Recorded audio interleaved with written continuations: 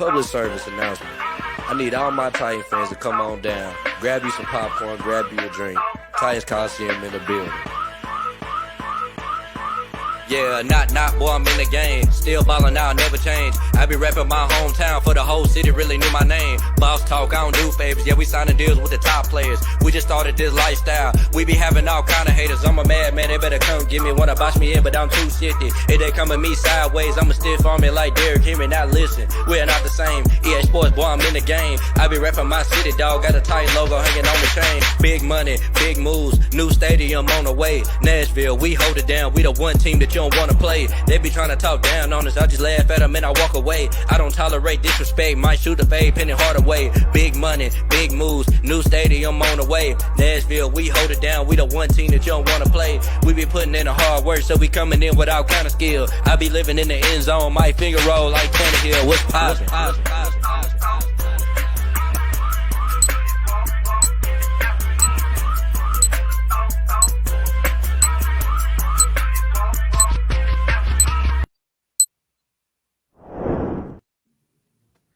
Yo, what's poppin'? Welcome to the Titans Colosseum Podcast, man. Hey, fellas, how y'all feeling today? We're going to start it off with Firestone down there. Man, feeling good. Ready to get into some talk, to some business. We got some coach candidates in the line now, so at least we can see what direction we kind of heading, man. So I'm ready to talk some two-tone business. Yes, sir. Yes, sir. RJ, how you feeling? I'm feeling good, man. You know, like Firestone said, here to talk about some coaches, man. And we coming up. I'm coming up with some notes, some facts on Firestone today, man. You gonna have to defend your boy. You gotta defend your boy today, man. Firestone got them appeal papers ready for you, man. So hey, we know we're finna get some good talk. But hey, y'all can see we got some very, very, very special guests in the building. It's been a long time coming. Been waiting to get these guys in the Coliseum to chop it up with us. Y'all can check them out on their podcast, Titans Global Podcast. Man, they two of the dopest individuals I know. They passionate as hell about the Titans. They talk to and don't give a damn what you think. Y'all give it up for Max and Link in the building. Heck yeah. What's up, fellas? Absolutely. Dreams come true, man. Good to be here. Big fan of your guys' show. Been waiting a long time for this, so I'm excited. Let's talk some two-tone blue.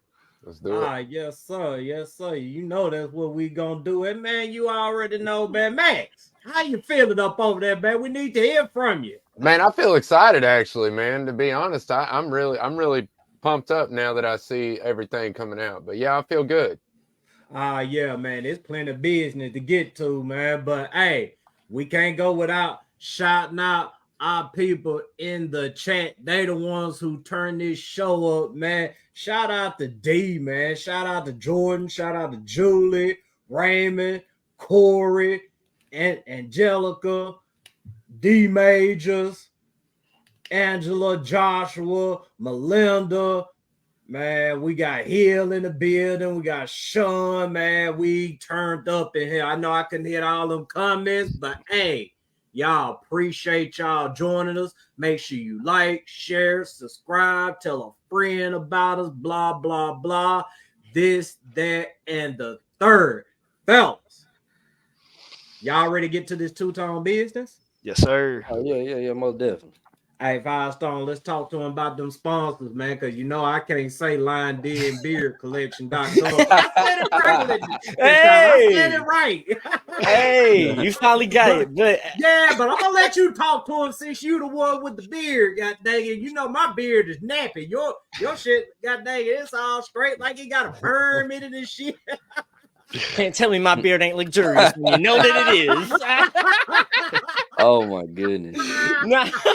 But this episode is brought to you by LionsDenBeardCollection.com. You want all the luxurious products to get your beard in a tip-top shape, or if you're starting your beard and you need a little help with the boost, make sure you go LionsDenBeardCollection.com. Use promo code Coliseum, get 25% off your order. Also, this episode is brought to you by SunnySmilesCoffee.com, the premium freshest roasted coffee that you will ever find, that you will get. And currently they are having free shipping on all U.S. orders, All the flavors are natural, so make sure y'all go check out sunnysmiles.com, get you some fresh coffee and free shipping on top of your order as well. Yes, sir. Yes, sir. With that being said, man, let's go ahead and get to this business, man, because it's been a wild week, as you know. I mean, I ain't even got to say it, but the week, I mean, it has gotten even wilder as an article came out with the Athletic about, pretty much, how things went down, how we got to the point where we're at now. And we're gonna chop it up. We're gonna chop it up about everything, most definitely. Oh man. I was waiting on my woo. My bad, I didn't forget the audio sounds on them. I just realized I was like, damn, I forgot my audio effects on it. Yeah, I was waiting on it too. I was like, dang, there ain't no whoop. That's what It just didn't feel right, man. I forgot the sound effects. The other ones ain't got the sound effects either, but okay. Go ahead. It didn't feel fulfilling, so y'all just gonna have to bear with us right. tonight. Maybe we can get a little artificial woo chorus for you or something. See what happens in the mean process of us talking. We'll see. Right. Drag out. Right. Hey, but yeah, man, let's go ahead and get to this business, man. As y'all know, the article with the Athletic dropped yesterday, pretty much talking about how things went down, man. And starting off with you, Link, man. Your thoughts on what you read. Man, what struck me was just the difference of direction that it felt like these two parties wanted to go. It just seemed like this team was kind of ready to take the next step with Amy Adams-Strunk just wanting to kind of transition to more of a new age offense. And it felt like Vrabel still had that old school mindset to me. That's one thing that struck me. The other thing that got me was how when the John Robinson firing happened and they were looking for that GM, it just felt like Vrabel didn't think that Carthon was ready for that GM role. And I don't know why exactly his thoughts were on that. I feel like he kind of wanted to keep it in house with Cowden coming in. I think that was his goal for things. And Amy she wasn't going to hire John Robinson's number 2. And I think that was the first thing that really started to cause that rift. And then when Carthon came in, it just seemed like him and Vrabel, they couldn't get on the same page. They didn't make it public or anything, but you just felt like they had two different directions for this football team. So to me, that was the major thing that stuck out, just not being able to find that right direction. So, and I trust Amy, she's done a lot for this franchise. If you look at the things that she's done and what she's brought to this team, I think that most of them have been good things. And I hate to see Vrabel go. But for me, if I had to take a side on this one, I kind of like Amy's direction. I really do. I'm gonna got to agree with Link on that, man. I'm 100% agreeing. Like what Amy did, man. I'm so proud of this woman, bro. I don't think y'all understand. I've been out on Brave for about almost 2 years now, man, and I've been saying, like, bro, his ego is too much. He's too stubborn. You know what I'm saying? And he kept on doing little things, bro, that was just making me mad. Like the way he do his press conferences, I'm like, bro, like, why you gotta be smart with everybody? Why you talking crazy to everybody? Yep. Then you see that he started taking shots at the Titans during the New England Patriots introduction. Mm-hmm. You see, what has he done to get full control of the roster? What has he done as a head coach here to get full control? You ain't won no Super Bowl, bro. You know what I'm saying? Why you want full control of the roster, bro? Like, and it's like, if we don't hire his guy, like all he wants to do is hire the same type of people over and over again. It's insanity, bro. You know what I'm saying? Like he wanted to hire another John Robinson. People keep on blaming John Robinson for this mess that we're in, but he wanted to hire another one. Exactly. You get what I'm saying? Exactly. He wanted to hire another one, bro. And you know what I'm saying? And then that Texans game, bro. I cannot get over that game because I was there. Like that week, how loud the crowd was when we was up 13-0, bro. Like, there's no way we should have lost that football game, bro. Like it was all dumb Vrabel and Tim Kelly, bro. Like, what are you running the ball on first down? Why do you keep doing that over and over again? Like, they're insane, bro. And I know Rand Carthon was seeing this, bro. And he was in Amy ear, bro. I know he was. He said, bro, we're not gonna win a Super Bowl with this guy, bro. We're not gonna win. We're not gonna get to where we want to get to with this guy. And I've been preaching this. I've been telling everybody this, everybody in this chat this. You know what I'm saying? And now people are starting to see what I already saw. Like, I think my thing is not only did Vrabel want to bring in his guys, it almost seems like he wanted yes men. He wanted guys to say, you're right, you have the right direction, you're doing the right thing. He didn't want to bring somebody in. And I think he's a little bit like Belichick in that way, where he wants to bring people in that are just going to support him through thick and thin and are just going to say, yeah, I trust you, you're doing the right thing. And Amy's not going to have that. And she wants people that are going to challenge her. And I think that's why Carthon inevitably got the job. Facts. Man, I'll speak my piece on it real quick. A couple of things stood out to me that, were interesting. It mentioned in the article that, she actually thought about letting him go last year, which, in my opinion, I would have been more on the side of, I think, she's making a mistake because of, the timing and the situation, because that's when, the injury thing hit and, we was on this losing streak. And, you can only, go so long with having that many injuries before it, really just affects the team in a negative way. But at the same time, I look at it like this right here.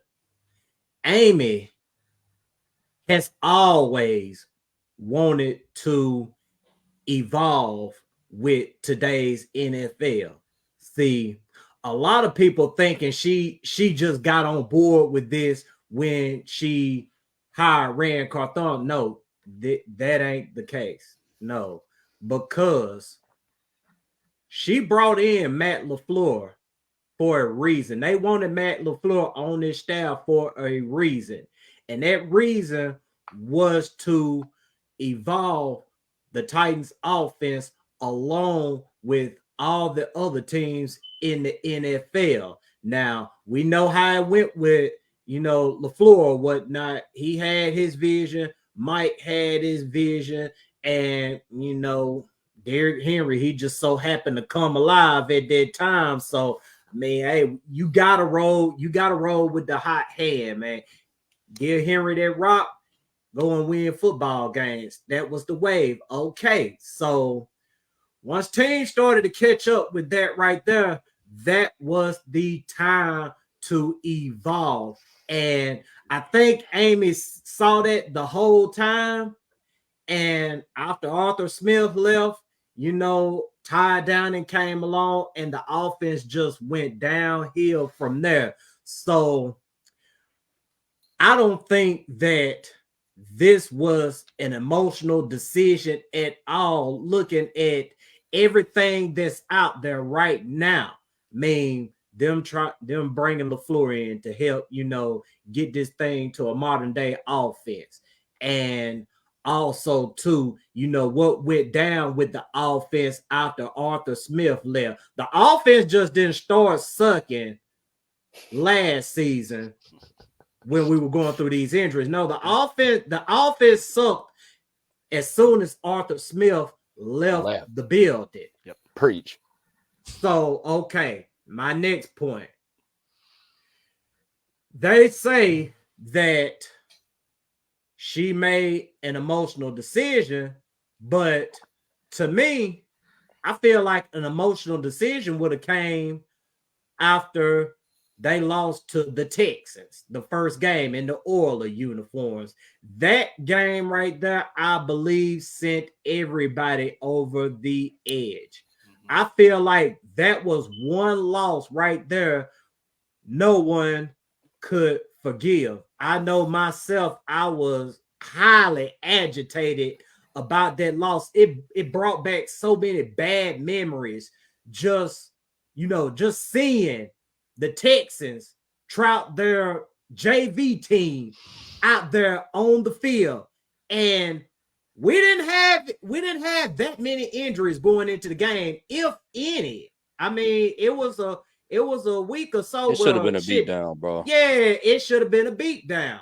But we didn't have many injuries. So you had D-Hop out there. You had Levis out there. You had Big Jeff.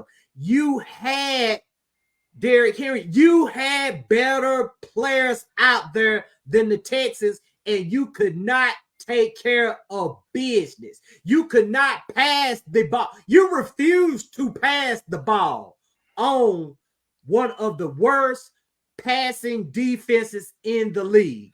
You chose to run up into a brick wall and just continuously kept running. And when, the Titans lost their game, I mean, yeah, I know how I felt. So I can only imagine how Amy felt. And y'all know how she feels about losing to that team. It's personal between that team right there. It is nothing but hate. Look at the history of the city of Houston and the Adams family. If she didn't fire Mike Vrabel that day, it definitely wasn't an emotional decision. Yes, they even said, right. Mm-hmm. They even said that she was thrilled. She left the game heated in Miami. But then when she found out they won, she was thrilled all over again. We all know that feeling. The Titans, they have you on cloud now 1 minute, and god dang it, in deep hell the next minute. And that following week, they went up there and they went to Houston and got their asses handed to them. Yep. And it was right back to, this ain't gonna work. She could have fired them that game, but she didn't. She gave Mike Vrabel a whole season. And that right there pretty much tells me it wasn't an emotional decision. It was a decision that she'd been wanting to make, but she kept giving them chance after chance after chance after chance after chance. And relationships, I mean, they just go sour sometimes. There's, the reality of the situation. But I'm gonna let Firestone speak his piece, and we're gonna play a video here too, because there's some nuggets that TD, and shout out to TD, man. It's great to see Teron Davenport back out here in these Titan streets, man. But we're gonna play a video from TD right after Firestone speak his piece about the situation. Yeah, no, bro. I think y'all kind of already know where I'm sitting. I'm just trying to figure out what it is, because Amy, bro, I've been a fan since Oilers Day, and I don't know if y'all remember, but she's doing a lot of things that Bud used to do. And I mean, it's out of fucking Bud's playbook, and it's just repetitive, bro. And it's starting to seem like she's just gonna mimic how her dad was acting from the Houston, and just too many things are just seeing that way. And I got a couple clips to talk about that, because of, I think the Adams family just don't like being embarrassed. And there's been a couple things that have come up that Vrabel's done that kind of embarrassed them. And then there's a clip that I have and Mike Keith and him was talking about that Malarkey did right before he got fired that embarrassed him, and kind of that's what led to it. And they say some things too. So I'm trying to figure out if it's actually Vrabel or if it's actually Amy, because the Adams family and this Titans organization have the tendencies to run smear campaigns as soon as somebody leaves. We've seen it happen to AJ. We've seen this happen to Kevin. We've seen it happen to when Steve and Eddie was leaving. We've seen it when Javon Curse was. This is what they do. When somebody's leaving, AJ ain't a good teammate. AJ ain't this. Then we're trading AJ. The next thing you know about it, if John Robinson was good and that's the GM we want, then you start hearing a smear campaign about J-Rob and the turmoil. They just start to do that because, and that's what I don't understand. Is it actually the truth, or is it like what so many sports franchises do? Not just football, baseball, and basketball, and all these other sports do it too. As soon as they're ready to do something, they push out a campaign out to the media to see how the fan base is going to react to it. And if they're going to accept that, then they're going to run with it. If not, no, that was just rumors. That was just this and that. So that's what I'm trying to figure out here. Is this truth? Or is just a smear campaign to kind of help get some of these fans to back off and the media to back off after you realize that majority of the people didn't take well to this, including the media. So, but I wanted to ask questions on one video before you play your TD, and it's Mike Lombardi, and he's on a Pat McAfee show, and he has said this about like culture versus ego. Team turn around towards the tail end of it, which leads to this question from Tone. Yeah, Lombo, now that Bill is out and Kraft wished him all the best when he's on the sidelines, except for when he's on the sidelines versus the Patriots. So we all took that he is going to continue coaching. Where do you think the best fit for Bill could be? I think, when he left Cleveland, if you read the book, The Education of a Coach by David Halberstam, there's a quote in there that Halberstam wrote where he said the next job that Bill took when he left Cleveland would be a job that allowed him to build the culture, that allowed him to install his system and the players that fit within the framework of the culture. Now, most people read into that as power hungry, right? Most people say, well, he wants all the power. That's not what they're saying.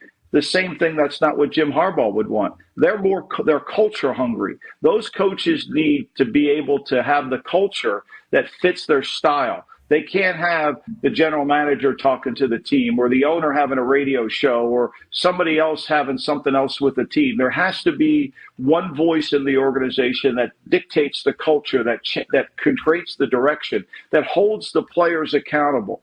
And when you look around the NFL, when you don't have that ability, then it's very challenging. Andy Reid, when he left Philadelphia, he went to Kansas City. Clark Hunt still had Scott Pioli as his president, general manager. Andy Reid wanted to have all the control. He wasn't power hungry. He was culture hungry. So then they got rid of Pioli. They gave Andy Reid all the authority. However, he hired then John Dorsey and now Brett Veach to help him and assist him as they both build the culture together. And I think, so that's kind of my question. So where do we define the line between ego and somebody that needs to understand that I'm implementing culture? Was this Vrabel's ego, or was this Vrabel not believing that Amy and the franchise was competent to bring him the groceries to cook the meal he was actually trying to cook? I'm gonna say this, and then I'm gonna let Max speak on it, man. Man, Firestone, it is going to be very, very, very interesting when Mike Vrabel puts his side of the story out there. And you mentioned wanting to get to the truth.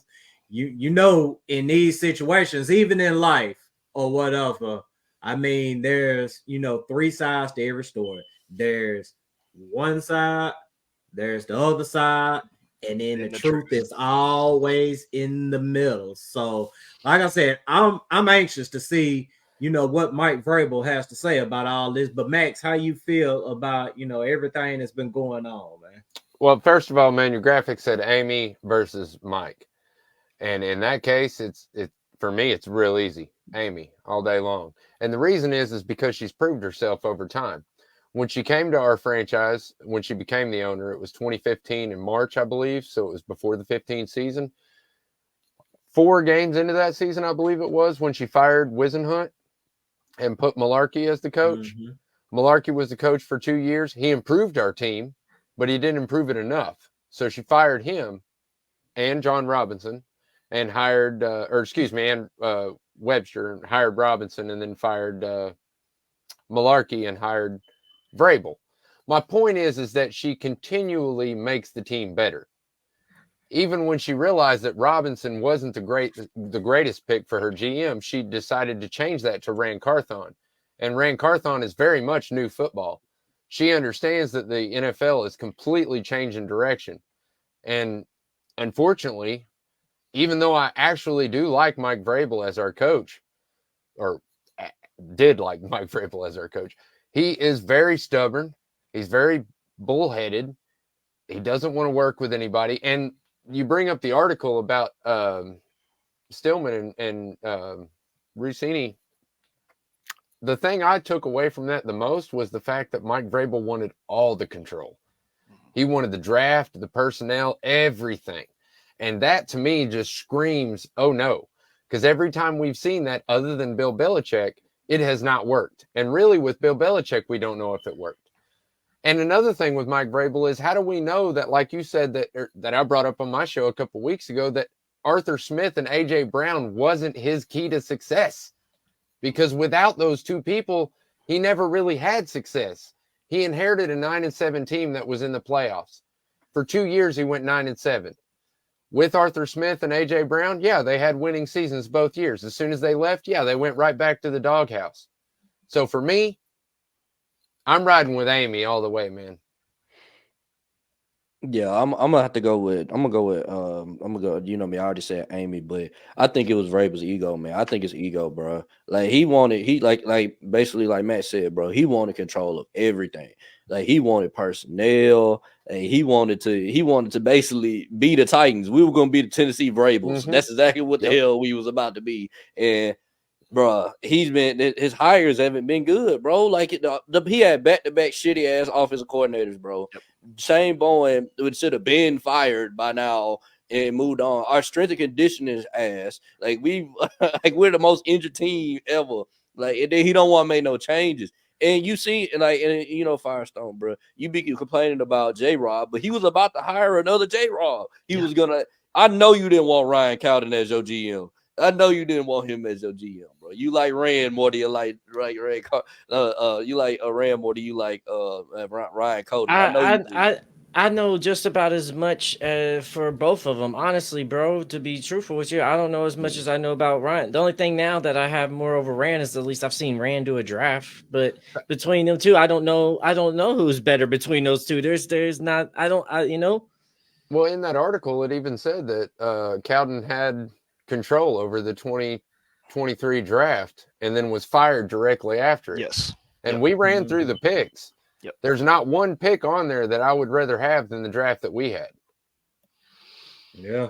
And let me throw this up out there as well, because there was some confusion about that when it came out. He had control of the draft board or whatever. That only means he was moving the draft picks up and down the boards or whatever. It does not mean that, you know, he picked the players himself. I mean, whoever picked the players is who picked the players. Whoever you want to give that credit to, you give it to. But I'm just telling you specifically what Ryan Cowden done during the draft. He was moving players up and down the board. I mean, that's what it was, y'all. But something else I wanted to say as well. Man, this whole thing, man, about, you know, gender or whatever, her gender got something to do with the decision. Oh man, don't do that, y'all. Yeah, don't do that, y'all. Like for real. Like we've seen men do some very stupid emotional shit after a football game, sometimes before a football game. So you can disagree with it all you want to, but don't sit up here and put this bullshit up out there about she's just emotional because she's a woman and she needs to be in the kitchen and all this dumb shit. Cut this shit out, y'all. Yeah, y'all making us look bad for real. Yeah, man. But Link, got a question for you, man. Because I actually wanted to ask this one Monday night, but I really didn't get around to asking about it or whatnot. But thinking back, and matter of fact, let me play this video and then I'm gonna throw the question out there to you. Back. Do you remember about 6 weeks ago, I asked Mike Vrabel about control of the locker room? And I didn't ask him whether or not he has it. I said, show me examples of how you do. Because as early as then, there were things in the locker room, right? And I liken it to when the 49ers, before Jim Harbaugh became the coach, right? Mike Singletary came in, a hard-nosed, fact of the matter, this is the way type of mindset. Now, obviously, Mike Vrabel got better results than Mike Singletary. Let's make that clear. But Singletary came in. They won games when he was the interim. They were competitive the second year. Then the next year, it was just like, wow.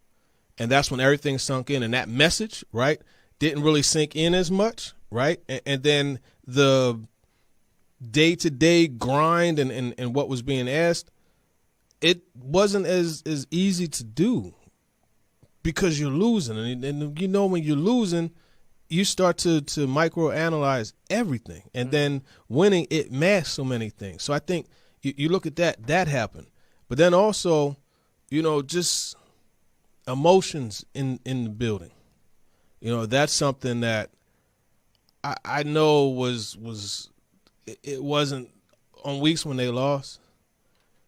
Look, the energy in that building, it started and ended with Mike. It started with Mike Vrabel. It started with him. And I know that on weeks with losses, it was tough for different people in that building. Mm-hmm. I'll say that. And weeks when it wins, it was good. When you're riding that roller coaster, like, you can't do that. You can't have that climbing up the hill and then it's just that drop. You got to be more consistent, right? And that's something that seemed to be lacking in that building. So there's a lot of stuff that contributed to it. And then not to mention, sometimes relationships they take their course, right? Like it runs its course. And I think that's also what happened, where it ran its course and they just needed something fresh in there. Shout out to TD, man. Yeah. It's great to see him back out here in these Titan streets. But Link, this is what I wanted to ask you. So after that video or whatnot, I mean, you just heard TD say there was some, things going on in the locker room, and then he mentioned that, the message, maybe souring or whatnot. And that got me to thinking about, the Jeff Simmons comments from earlier in the season. When Jeff Simmons said, we need to figure out who wants to be here and who doesn't. And people, they thought he was talking about Terry Tart, Christian Fulton. And, we had Blaine on the show as well. And Blaine brought up the point that, if he really felt like that towards Terry Tart, why didn't he say that to him in the field room? They with each other every day. So it got me to thinking, like, that's a damn good point. So Jeff Simmons was talking to somebody. Mm-hmm. And do you believe that statement that Jeff Simmons made, do you believe that was towards Mike Vrabel? It's hard to speculate one way or another, but I will say this. For me, Mike Vrabel is an old school guy, and we haven't seen the ability for him to adapt to a new generation of players because this isn't the league that he played in anymore. And I feel like at times it almost seems like Mike Vrabel has played favorites a little bit. And I mean that referring to Tannehill. I mean that referring to Henry. It kind of rubs me that way. And I said on our show before, at some point when you start questioning if he's lost the locker room or not, he's lost the locker room. I mean, it's that simple. If you have to question it, it's over at that point. So I don't know if Simmons was speaking directly about Vrabel, but I don't put it outside the realm of possibility.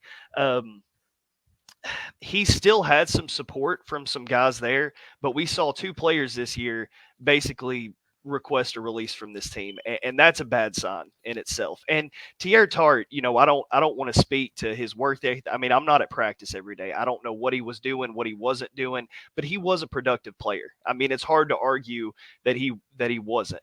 So for me, that was a red flag. And then for Jeff Simmons to come out and say that, hindsight's 20/20, but looking back at it now, I don't know. I mean, it's tough. But I kind of want to bounce back a question at you. So out of the guys that have came out and supported him, especially Will Levis being one of those, saying that, he's got a good relationship with him and he felt like he's got good development. Will Levis is a rookie, and I don't think he's the type of person who's going to think it's his place to make a decision when it comes to his own coaching staff at this point in his career. But do you think that was more smoke and mirrors, or do you think Will Levis really did have that comfortability with Mike Vrabel? That's a good question right there. If one of y'all, RJ Firestone, one of y'all would take those next three comments, shout out to everybody in the chat, man. Y'all got us so turned up, man. That gets me so hyped. But if y'all take those comments while I answer that question right there, I I cannot, discredit Mike Vrabel when it comes to, how he deals with players on a personal tip, because of the simple fact that we know Mike Vrabel is a damn good dude. Outside of football, I mean, he is an A1 dude. I mean, there's, so many stories out there of, Mike Vrabel, getting involved in the community back when, we had the tornadoes or whatnot. You remember Mike Vrabel out there picking up sticks. He was, telling people whatever he said, put down your microphone and pick up a stick or something like that or whatever. And like I said, man, I'll never discredit, Mike Vrabel as a person. He's an A1 person. But in that video, just like TD said, I mean, your day-to-day message in the locker room or whatever, I mean, when you get to, losing games, you get to thinking about, certain stuff. And, that message right there, that message that Mike Vrabel puts out there when you losing games, I mean, it is hard to buy into that message. And you know how he is as a coach. He's an old school, no nonsense coach. When he's in coach mode, I mean, he's, in total coach mode or whatnot. And I think in situations, I think, the players during those times needed to hear a message from Mike Vrabel, the person, not the coach. I'll say that much right there. I agree. Heck yeah. Yeah, and to me, it's and he's real, and I can't take that away from when he got up in the press conference, and Gentry asked him the question of what are we doing, and he basically said it effing sucks to lose. I mean, I feel like that was coming from a real place. But then just to hear some comments from guys that have been in the locker room before that are no longer there, example, Taylor Lewan, I mean, just saying, I feel like he thought the locker room was split 50-50 at times. And Mike Vrabel, because of who he is and because of how real he is, he's a divisive person. And you put that in a locker room and you've got, 52, 53 guys that are on this team, and it's tough because if they're not all on the same page, you're not going to have success. You're not going to be able to mesh well as a team. You're not going to play complementary football, and you're not going to be able to be consistent. And that's the biggest thing that this season lacked, was that consistency. So for me, I feel like he did hold this team back a little bit because of who he is. But credit to him for staying true to that. I mean, you can't take that away from the guy. He's always going to be Mike Vrabel, and I don't think he's ever going to change, whether it's here or somewhere else.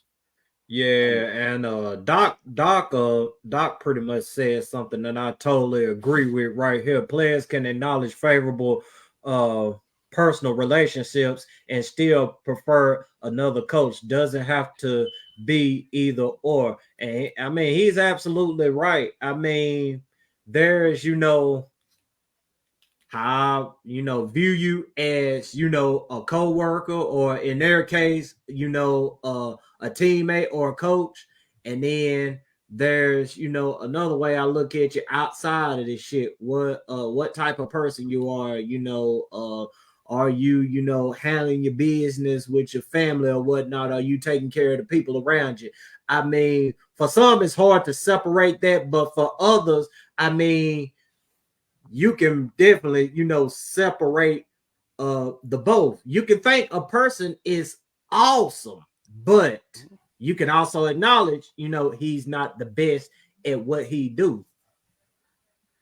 Yeah. I think now I'm gonna go with the Ridge comment. Yeah, that's one thing I will give Vrabel for, man. He most definitely will bring energy to a football team, and he'll motivate guys, man, to be better than themselves, man. But my thing is, I think a lot of things he do is just, it isn't modernized, man. It's kind of basic, and it's it's not hard to figure out if you watch it on film. And when you play against the Tennessee Titans, you see how physical they are, and the high motor that they play with is what beat teams. You know what I'm saying? It wasn't just because we was out scheming them or out coaching them. I just think think that we were just playing harder than the other team, you know.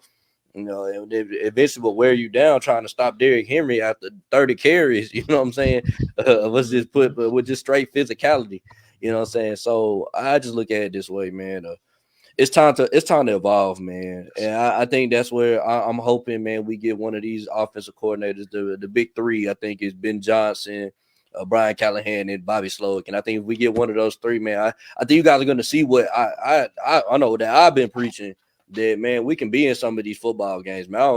To me, it just didn't feel like the roster was just so bad that we can't be in a football game. You know what I'm saying? Like, now the offensive line, definitely, it was terrible. But even then, like, I just don't feel like the offensive line improved as the season went. Like, it was trash from game 1 all the way to game 17. Mm-hmm. Like, so, you know, hopefully we get some better coaches, man. Yeah, man. Hey, 5-star Max, any final thoughts before we move on over to the coaching search? Nah, to be honest, man, y'all pretty much covered it all. I ain't got nothing I ain't said already for the past couple of weeks. No, come on, Come on, don't. Oh, man, don't hop on our side. We're gonna see. I'm not on your side. I'm still over here on my side, and I still affirming what I believe. So we're just gonna see, bro. But I still think this is gonna be a bad decision by us, bro. Bro, I've seen this play out too many times, and I know that y'all want to act like we got faith in the confidence of this team, but how many times we want to sit here and we're like, oh, free agency's here. We want to go out there and make a splash and not do shit. Oh, okay, we fired a GM. Now we want this GM. We go hire John Robinson. What the fuck we doing? Oh, we got we're open for GM. We want this GM. We hired Ram. What the fuck we doing? And now we got confidence in this franchise that ain't never done shit right really for us and typically fumbles the ball in these moments. Now we got I don't have confidence. Yeah, Miss Amy has hired these people in the right time, but she's also the same people that hired these people in the first place too, guys. So you can't be like, I applaud her for firing them because they were bad hires. Well, she's also the guy that hired, or the person that hired them too. So, well, which one is it? Well, like, they can't be great fires and good hires, bro. If it's a good fire, then it's usually a bad hire as well for us. I'll say this though, I don't. As much as I get on Vrabel, I don't think he was a bad hire. I don't think he's a bad hire. I just think that he reached his ceiling as a head coach, man. And you start to figure out what he is, you know what I'm saying, as a head coach. And I just don't feel like we can find better. You know what I'm saying? That's just my opinion. Well, and to build on that, so let me ask you this. So the Malarkey firing, when she fired, I know he won a playoff game. Did firing Malarkey and bringing in Mike Vrabel make them a better team? Yes or no? Well, we was the same team for a while. We was 9-7 for a couple of years, right? Do you think, and then we went to the AFC Championship. Right. Once Vrabel was able to inspire that culture, right? But once Vrabel got his culture, it changed. So for me, I know y'all don't want to act like the roster is that big of a thing, but it is to me. It really is a big fucking thing, because this franchise was expecting a 5-star course meal from damn Mike Vrabel, and they kept bringing him top ramen every single damn week and year after year, and they're wondering where's my duck, where's my scallops, where's all this other shit. It's like, you keep bringing me ramen, but you want a 5-star cuisine. You got to bring me a better grocery list if you want me to cook better. I'm doing the best with what I have, and I truly feel that. But all that's just opinion now. We're not going to know until time comes and tells. But that's true, bro. I remember where there's a time that there's a difference between having ego and not having confidence in the people that you're working with to bring you the tools that you're equipped, that you're expecting to have brought to you. And that's what I'm trying to figure out now. Is it ego, or did he just not trust Amy to do this shit? Because, bro, this is what Amy's been 8-10 years. She's fired 3 head coaches now and 2 GMs, and 2 of the head coaches she fired had winning records, one after a playoff berth. That's the record. I'll say this though. I think that, I just feel like, man, look, I get the players' excuse, and I don't think this team is very good, but we wasn't getting the most out of this team, man. I'm sorry, bro. Like, we didn't we didn't use Burks at all. Like, We tried. He dropped the ball. No, We're not gonna say we man. didn't try. He This was motherfucker, trash. he was dropping Yeah. balls. Chig was dropping balls. We're not gonna say now like, oh, we didn't give. No, we gave them could've plenty been of way chances. better. It's hard to give him a chance when he can't get on the field either. I mean, when he's I shaky agree every with other that. week. Okay. I'm talking about when he got on the field. They did not throw this man the ball. Look, They did not throw this man the ball. Traylon's new nickname needs to be Casper the Friendly Ghost, okay? Because whether he's on the field or IR, this dude is just gone. And he's just not there, bro.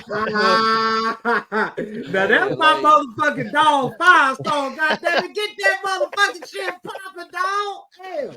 Look, here's my thing, man. As a manager of a business, you can hire somebody with the misconception that they are good. You know what I mean? They can talk some shit in your ear and make you think that they are better than they are. Now, here's my other thing. How many times have we joked around about gotta coach better, gotta play better?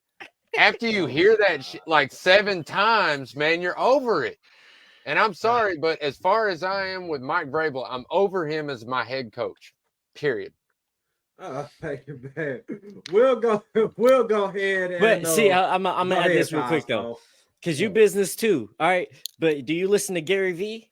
Don't he say at some point when you start hiring people and you got to constantly fire, they're not bad hires. You're just a bad hirer.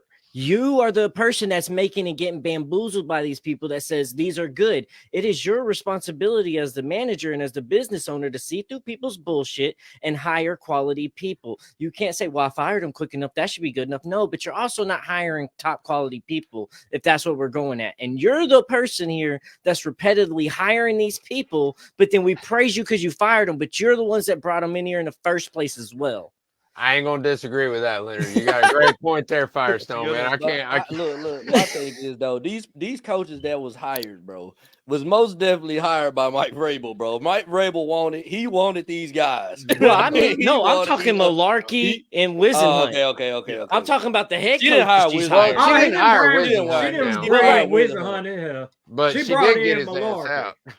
She got didn't his hire ass she up didn't out hire there quick she didn't hire Wisenhunt, and she just promoted Wisenhunt Malarkey from Wisenhunt's staff to be the head coach. That's all that the intern head coach. And then she hired Mike Vrabel. Like that was her hire. You know what I'm saying? Okay. That was her one hire that she made. So like that's why I said I'm happy that she did it because she's seen what Vrabel is. You know what I'm saying? It isn't like we need to go see it. It was a lot of Titan fans, and I don't see nothing wrong with it. But they were saying that we need another year of Vrabel, and I'm like, bro, what do you need another year to see what?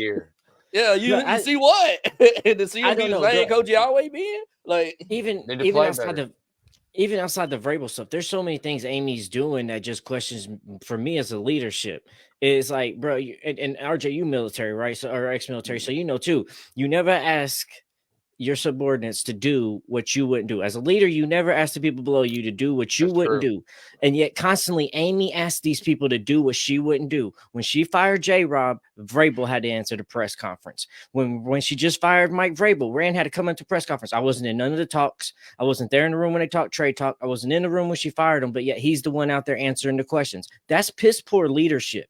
And that's just what it is. When you do something like that and you're the only person in the room with Mike Vrabel and the press conference need to be held, you don't go send somebody else out and say, hey, go do this. Then you also don't film and produce with the inside reporter why you're explaining why you did all this as a setup. So when you can be like, I didn't like how I answered that. Can we refilm that real quick? Okay, we'll edit, cut, we'll tweak that. That's bullshit. That's not okay. I don't like that shit. Come up, answer for what you did. This is a $4 billion company. Come up and answer for what you did. Don't try to hide behind Rand. Don't try to hide behind Vrabel now. You made those decisions. Don't make them come up here and have to and handle the fire. And Mike Keith and them talked again on the Official Titans podcast, which I want to bring this up. And they kind of brought in some insight of some things outside Malarkey did too that kind of rubbed Amy the wrong way. And I want to get y'all's thoughts on that too. Going back and looking in terms of how this departure of the head coach went, the distance of it is not totally different than, say, Mike Malarkey. Mike Malarkey was let go on the Tuesday after the New England playoff game. So it was 2 days. But he did have the final press conference on Monday, And you'll remember in the final press conference, he said essentially he wasn't going to he didn't plan to make any changes on offense. And everyone kind of was surprised that he didn't come out and say that. And the next day he was let go. I don't know that everybody was shocked, Coach, because in Mike Mularkey's case, he was going into the final year of a 3-year contract, and you either realistically had to extend him or let him go. Yeah, well, and there were some other things too after the Kansas City game. Well, he had said after that game that was.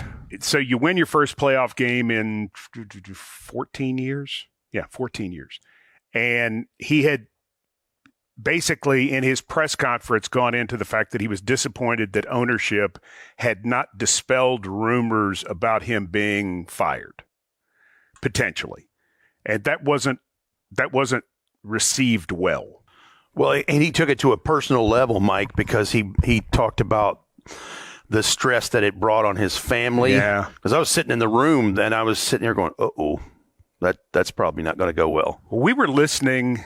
I can't remember if we were already on the bus or where we were when we heard it. And I guess we would have heard a playback on the bus. But it was very odd. It was a very odd tone. And your thought process then was, whoa, I don't know if this is the time to. Yeah, you just won a playoff game. Yeah, it's kind of like the old Jerry Clower line. I don't believe I'd have told that. I don't believe I'd have told that, brother. Yeah, and from all my years in the league, it's best to keep. You've got a lot of thoughts. Just keep them to yourself until it's the right place to do it. Usually airing grievances in public, I think in any business is not good. Right. And especially a very visual and a very visible business. Just, you can have the thoughts, but keep it to yourself in the right context. Yeah, man, that was some great content right there. We're gonna bring up the super chat real quick. Sports tech, oh god, here I go. Sports-tacular. I hope I ain't slaughtering you, but man, shout out to you, man. Love the podcast, y'all. Keep it real every time. Tighten up, yeah, man. That's what we do around here, man. No matter, if we all agree with one another, or somebody's disagreeing with one or disagreeing with everybody, man. I mean, you gonna get everybody's, real opinion about everything that's going on with the team. But we got a few comments in the building, Firestone, in which I'll say this right here. I mean, shout out to Patricia too. She pretty much said the owner, she's the owner and she's not required to. And Sean also said the same thing pretty much. We don't want a Jerry Jones, and Rashad said the same thing. Owner can do that. And while I do agree with them, I also agree with you too, Firestone, because I actually agree with you more, because I mean, this is a production-based business. And when you make these type of decisions, the people want to hear from you. Now, shout out to Amy for, getting out there and, at least talking, at least putting something out there, because there are some owners who will do some foolishness and you won't hear nothing from them. My case in point, that motherfucker down there in Carolina. Have you heard from him? I mean, yeah, I don't think anybody's heard anything from him outside of him throwing a drink on the fan or whatever. But it's did why Robert Kraft say anything? What did people? Who's the? Robert Kraft. Robert Kraft. Bro, they talk. I mean, Carolina just had his press conference not long ago either. What about Seattle? Did they say anything? Yes. What about the? Yes. Yeah, they did. Almost every owner does that. That's the thing. That's every owner does this. And the crazy thing is that okay, she's the owner, she can do that. Okay, well, guess what? She has to hire coaches. She has to hire GMs. And I keep saying it, that her and Rand are the selling points now. Do you think if you're a top candidate that you're going to want to come here knowing that she's going to do something, and then now you got to stand in front of the media and answer for questions for shit that you have no knowledge about, that your employer, your boss is just going to hand you out to dry? Am I going to come to that team? You already ain't got talent. Now you're going to hand me out to dry for the media for shit that you do and not even give me any context or help. Like, she's still selling a job here, guys. I don't care if she's the owner or not. She still has to sell coaches to come here. That's where her business etiquette is going to hurt us in the long run, because guys ain't going to want to come here. Girls aren't going to want to, whoever it is, they're not going to want to come here and coach for somebody that's going to leave you out to hang to dry. And like the Mike Keith thing is, it sounds like once you kind of voice like an upset with the ownership's like, oh, they're not going to receive that well. That's starting to get a little fishy. Like, I can't even voice concerns because it's not going to be received well. Let me. Yeah, I most definitely feel you though. I really do. I just say something really, really fast. I work for an independent mechanic. He owns the business. My owner walks around with me all day, and I say all the time he can do whatever the hell he wants because he's the owner. His name's on the building. I have hurt my owner's feelings before, and when I did, he told me under no uncertain terms, if I was to ever say anything like that ever again, I would be fired. Didn't matter what I brought. And that's just the plain beans of it, man. You are a human being.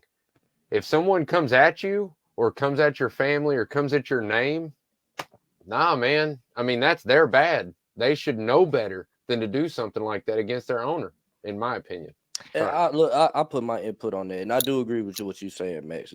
But when I was in the Navy, you know what I'm saying? If y'all didn't know, I was in the Navy for 6 years, man. So I've seen multiple people let go, man. And, you know, especially my 05, you know what I'm saying, chaplain, she got fired, bro, and got pretty much off the ship.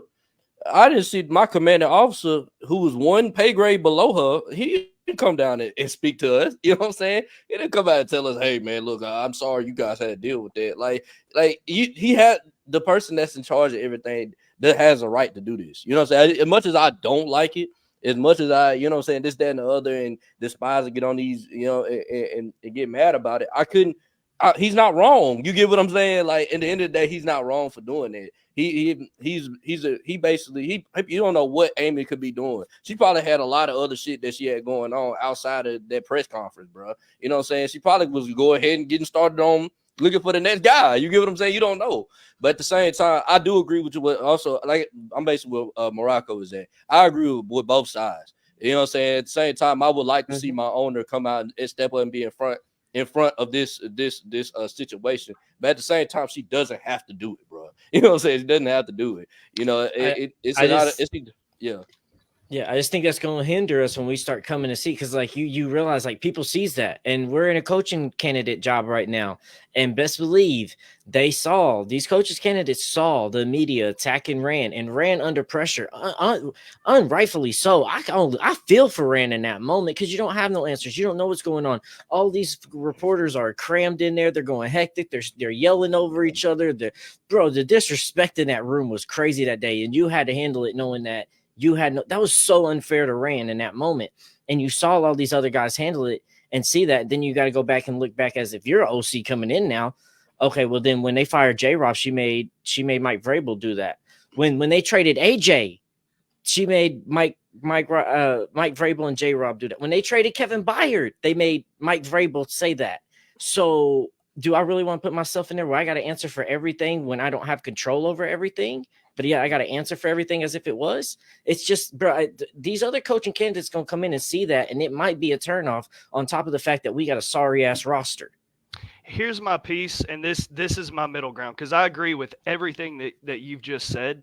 I do think that she needs help in that aspect. I don't know, and we're talking about the Adams family here. I mean, we saw the same kind of stuff with Bud back in the day, but they are good business people. So when you look at what she's done for the organization, bring in, the new stadium, people are going to argue about it, but it's going to bring money into this city. I mean, without a doubt.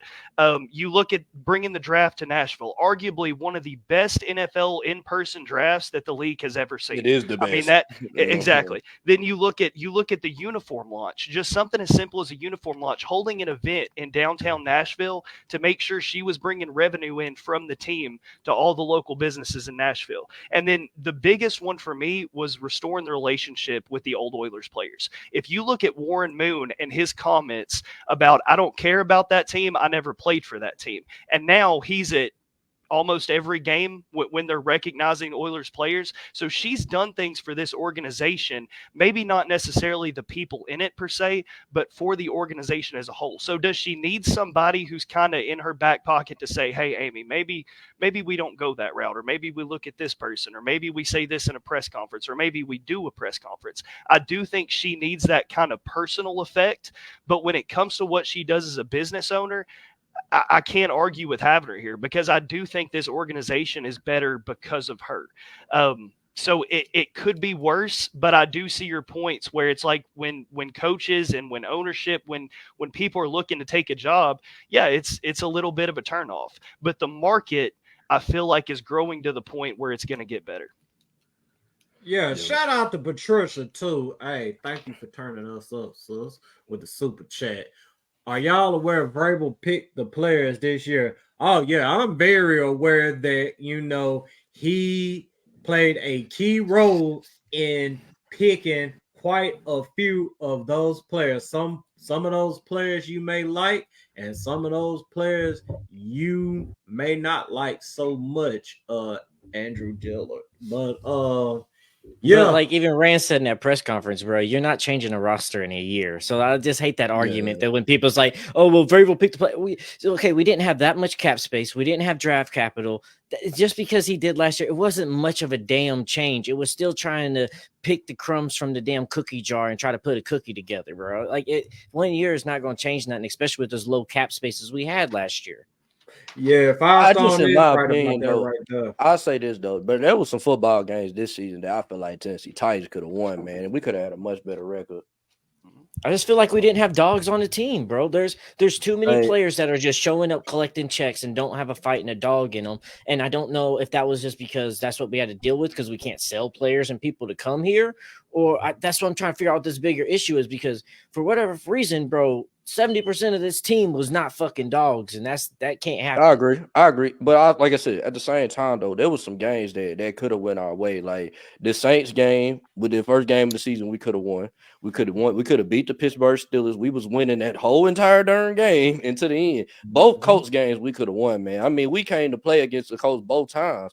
The Houston Texans this year, and the Houston Texans in the Oilers uniform. That's 5 games that I just named, bro. We could have been fighting for a playoff spot. You get what I'm saying? And this is where if we have a coach that give us the most out of an okay, which I think the Titans are like a below average roster this year. I'll say below average. And if you can just know a team is playing above their means, bro, than what they really are.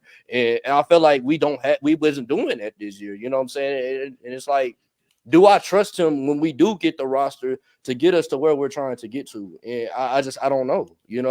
I don't know. Bro, I feel like that Browns game destroyed Dillard's career the same way that Super Bowl destroyed Cam Newton's. Like once he started getting hit by Von Miller, we never saw the same Cam, right? Yeah. It's like once you Myles Garrett whooped his ass so bad. We made jokes that he coached him afterwards, this and that.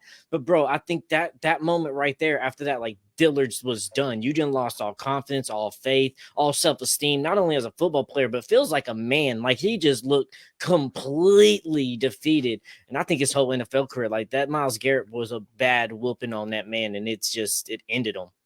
Let me say this right here, man. Here's the thing, and going back to the article in the Athletic. Who is the one that wanted to run it back? Who's the one that wanted to compete and fight? That was Mike Vrabel. That said in the article.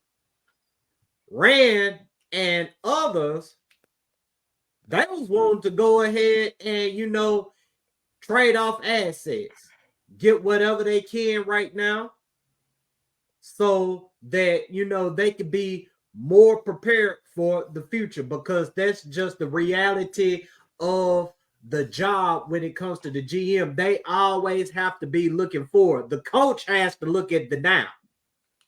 So you give Mike Vrabel more say. And Mike Vrabel's the one who said, we're going to run it back. We're going to run it back with Tannehill. We're going to run it back with Henry. We're going to run it back with Byard. We're going to bring in D-Hop. We're going to run it back because we're going to take this division. I was on board with that. I'm not going to sit up here and act like I wasn't on board with the shit. Everybody already knows, goddamn it, I was out here hiding our fucking draft pick and all that old other dumb shit. But hold on, Firestone. Go ahead. But why did the team tell us that we are retooling? This is a rebuild, blah, blah, blah, this, that, and the third. If they felt like they couldn't compete, that's what it should have been. And think back to Mike Vrabel having this say or whatever. They were only saying all that because of this, what Mike Vrabel's vision was. This is what he wanted. And what sense would it make for them to come out there and say, oh, we looking for, a rebuild, just be patient with us, but you got Mike Vrabel up over here saying run it back or whatever. No. They only said what they said because they were trying to carry out Mike Vrabel's vision. And when that vision didn't work, they got rid of him. That's just the reality of the situation. Yep. Yeah. I mean, look, honestly, bro, we all came into the season thinking we could rebuild. If you tell me though, like, in all honesty, if you don't think if they would have put a better O-line on that field, we could have been a playoff team. Not a Super Bowl, but we couldn't have been a playoff team if only we had a better O-line. Just that. Maybe so, but at the same time, I think so, because we couldn't even have time to develop certain things. Like that O-line destroyed more progress than we could actually do. That O-line kept feeling like 2 steps forward, 25 yards back. Like, it's what it always kept feeling like with the penalties, nobody being able to block shit. So if they could have got that, that would have been good. But because we did feel like last year they could have rebuilt and retooled and O-line and pass coverage, and we could have probably done that shit. Now we're at a point like you just got to rebuild. You already traded Kevin Byard away. Henry's out the door now, no compensation. Tannehill's out the door, no compensation.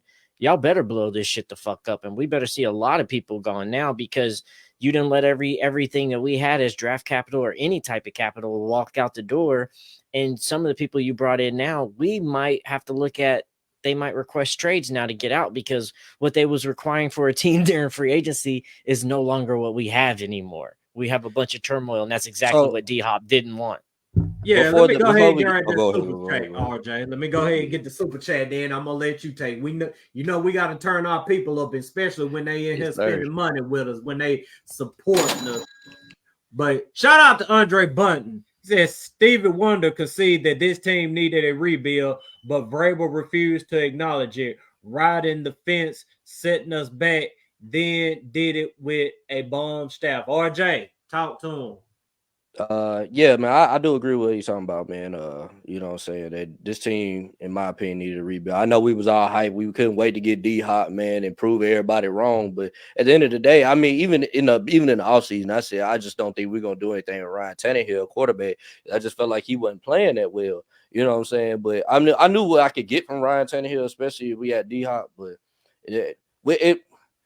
my opinion, Mike Vrabel should have seen that offensive line wasn't good, bro. We wasn't gonna do nothing this year, man. I mean, it ain't looked good for the past couple of years, but we did sign a bunch of guys that I thought would probably be a little bit better. I thought Dillon would be a little bit better.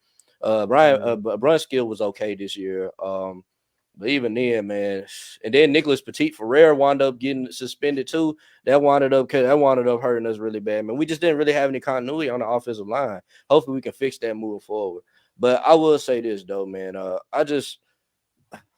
How do y'all feel about what we're gonna look like moving forward, man? Do y'all think that we're gonna compete at all next year, or what y'all I'm not thinking? looking for it. I'm not falling for it again. Yeah. Really not gonna fall for it again. They seriously got to show me that, I'm gonna take whatever comes with the season. I don't have any expectations going into 2024. I'm not falling for that again because it brings too much letdown. And I know Firestone was mentioning about we probably could have won some more games with a better offensive line.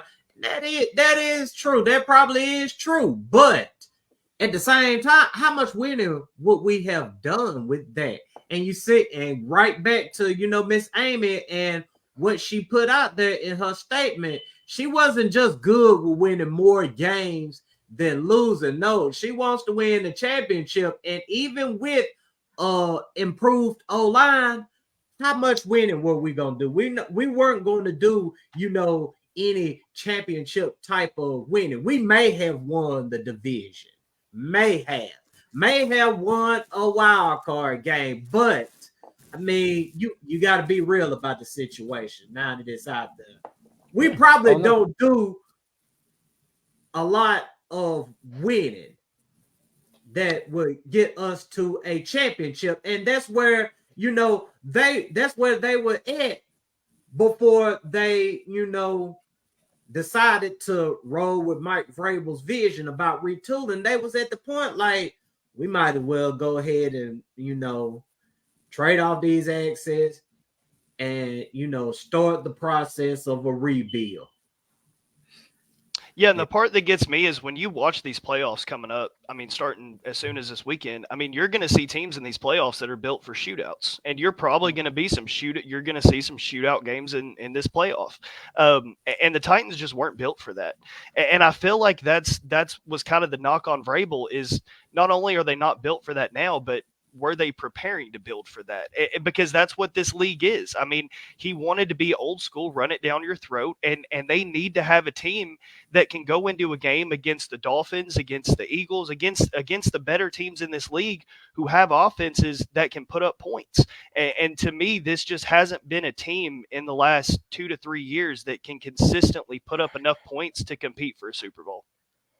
Yeah, I agree with that. We got to score, man. That's why I've been so harping this offensive-minded head coach, because we got to put up points, man. Look at Indianapolis, bro. Look at Houston. Look at Jacksonville. I know we just beat Jacksonville, but look what we had to do to beat Jacksonville. We had to have one of our best games of the season to beat Jacksonville, and they weren't even playing good. You get what I'm saying? Jacksonville was playing terrible. Like they would. Yeah, a regular Titan game would not have beaten the Jacksonville Jaguars, bro. We had to play our A+ game to beat them. And that tells you something. Our A+ game is 28 points. That's our A+ game, bro. That's a normal game for the Philadelphia Eagles. That's a normal game for the San Francisco 49ers. That's a normal game for the Cowboys. This is the Cowboys, the team we laugh at every year. Their normal game is 28 points. You know what I'm saying? Like, they don't put up 28 points, it ain't even gonna look good. You know what I'm saying? They gonna be in there, they gonna be ready to talk about firing people, So moving forward, man, we're gonna have to really take this offensive line series. We're gonna have to take these wide receiver series because that's what wins in this league now, man. You're gonna have a big arm quarterback, which we already have, and we need some speed, bro. We ain't got no speed on the outside, bro. None at all. None, bro. But it's gonna take some time, man. But I will say though, this is the draft to get some good receivers, man. There's so many good receivers in the draft. Maybe we'll probably get one in the second round, man. Hopefully we can do something.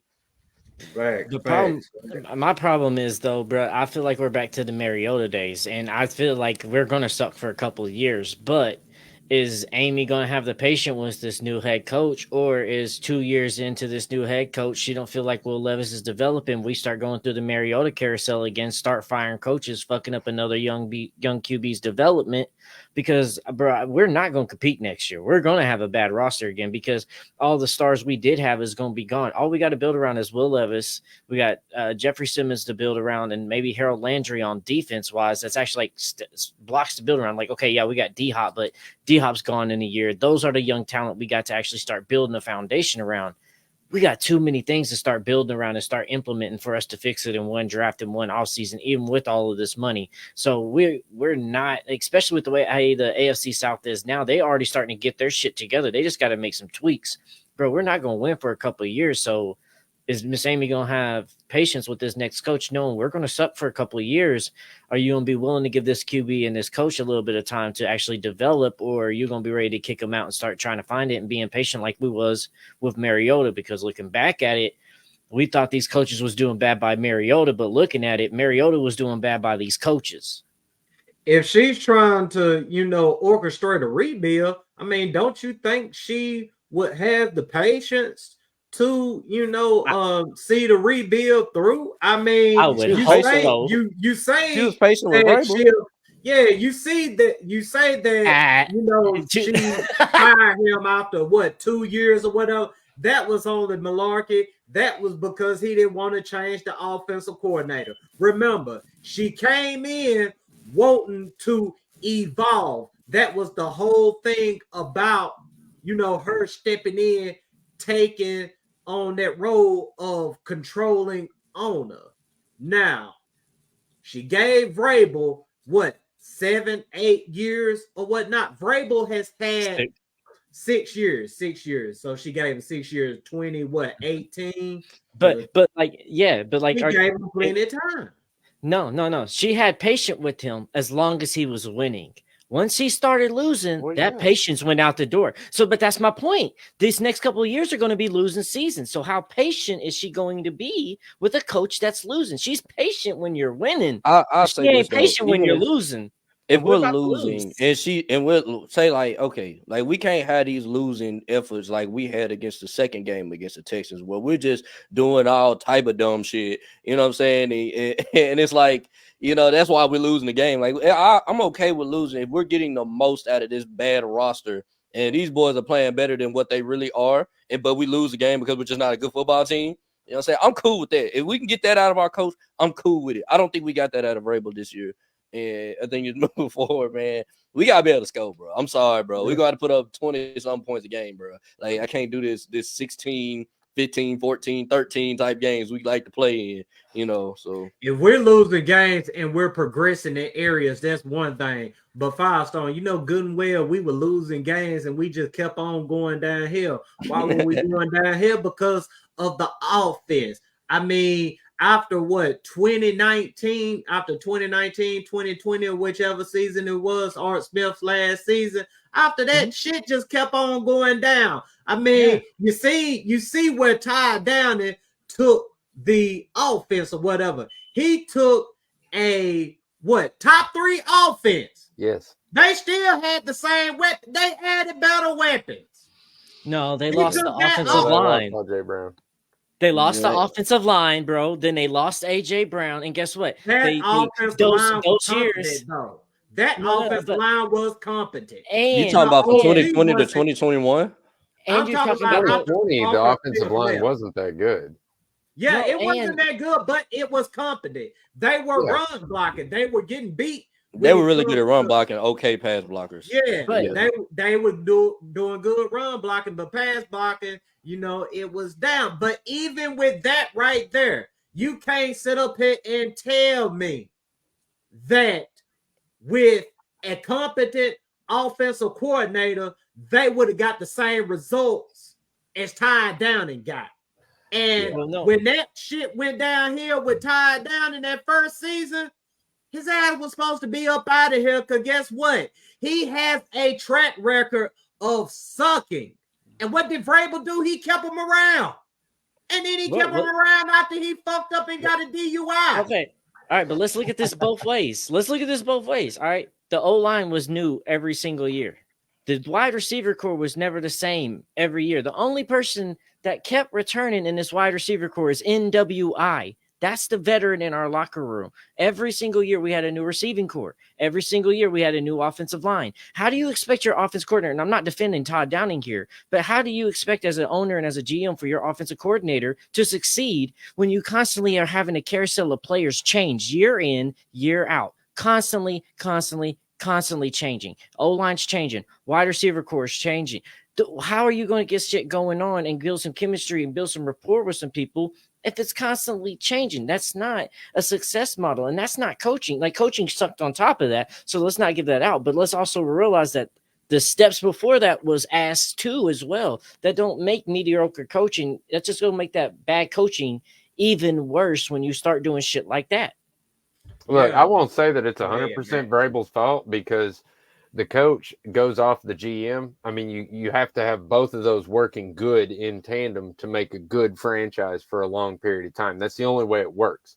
And John Robinson missed on his first and second rounds, I don't know, 3-4 years in a row. Yeah. So, I mean, you got to give that at least to Vrabel. But at the same time, you look at the what is it, like 7-24 or something stupid like that in the last 13-24. Yeah, it's absolutely ridiculous when you look at the schedule, man. And look at what Rand Carthon did in our last offseason.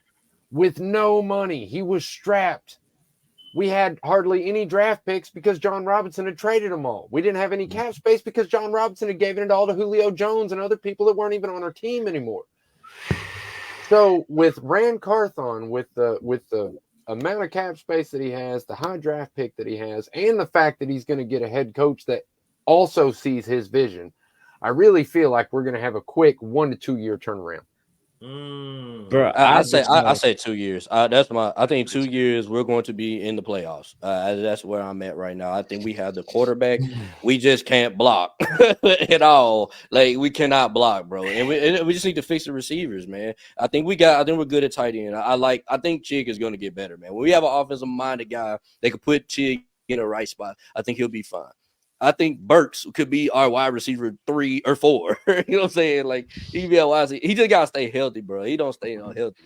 Maybe we can get somebody like a T. Higgins or a Michael Pittman or somebody in his free agency that can help this receiving core. Golly, we need a corner too. Bro. Our corners are freaking outside of Sean Murphy-Bunting and Roger McCreary are pretty bad. I'm not gonna lie. But I just want us to bring in people and have them stick around, because I'm tired of us having people come around, and this still comes to this day right now too, that we bring people in, then we cut them, and then they are still getting paid on the roster for 2 to 3 more years. Julio did it. Even though we fired Vrabel, guess what? You know why he's not so eager to go get a damn job? We're paying him for the next 2 years still. We still got to pay his contract. He ain't no rush to go get no job because he's still making coaches money. Why does he need to go get a job? He can sit on the couch and make all the money and all the incentives that he has still in his contract with the Titans. So, like, we're still paying people and getting rid of them and watching them. That's ownership shit constantly still going on. That's the repetitiveness. We bring people in, then we let them go, and we still pay for them for 2 to 3 years to come. I mean, shoot, that's the way you handle business sometimes. I mean, shoot. That's not how you handle good business, bro.